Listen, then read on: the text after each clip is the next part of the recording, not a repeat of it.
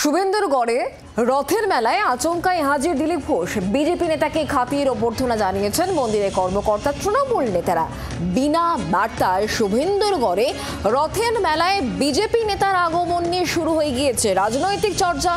নিছক ভক্তির টান নাকি বিধানসভা ভোটের আগে দিলীপের অন্য কোনো কৌশল? শুরু হয়েছে জল্পনা।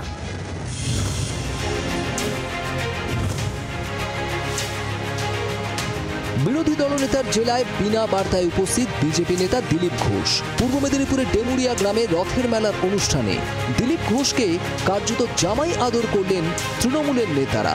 শুভেন্দুগড়ে তৃণমূলের পরিচালিত অনুষ্ঠানে দিলীপ ঘোষের যাওয়া নিয়ে শুরু হয়েছে জল্পনা। 350 বছরের বেশি পুরনো মূর্তি এখানে আছে এখনো। সেই দারু ব্রহ্ম ভগবানের আশীর্বাদে জগন্নাথের স্বপ্নে তৈরি হয়েছিল প্রভুদের দ্বারা, সেটা এখনো পূজিত হয়ে আসছে।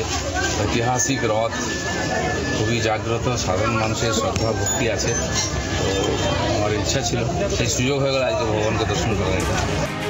শুভেন্দুর খাস তালুক বলে পরিচিত পূর্ব মেদিনীপুরে দিলীপের আচমকা সফর ঘিরে কৌতূহল বেড়েছে রাজনৈতিক মহলে। রথের মেলার অনুষ্ঠানে দিলীপ ঘোষকে মন্দির চত্বর ঘুরিয়ে দেখান তৃণমূলের দাপুটে নেতা তমাল তরু দাস মহাপাত্র। মন্দিরও দেখে গেলেন, আমরা দিলীপ দাকে প্রসাদ গ্রহণের জন্য আমন্ত্রণ জানিয়েছি। এখান থেকে দীঘা যাবে বললেন, বলবেন যাবেন, সেটা তার রাজনৈতিক কার্যক্রম। আমাদের সাথে তো এখানে কোনো রাজনীতির কোনো ছিল না, কোনো প্রশ্ন নেই। তিনি এসেছেন, আমরা 1 ঘন্টা আগে জানতে পেরেছি। এই জানতে পারার জন্য আমরাও থেকেছি এবং তিনি জগন্নাথের কাছে এসেছেন, আমরা সকলে খুব খুশি।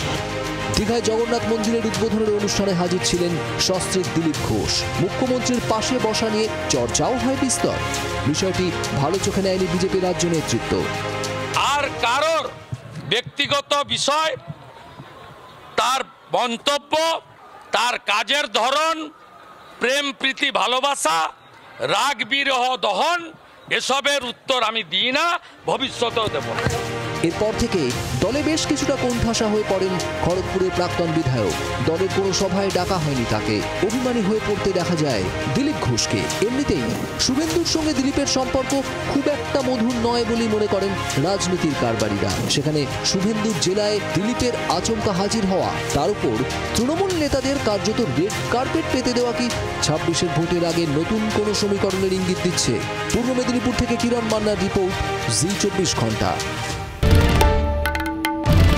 বাংলার আওয়াজ, বাঙালির আবেগ, জি 24 ঘন্টা।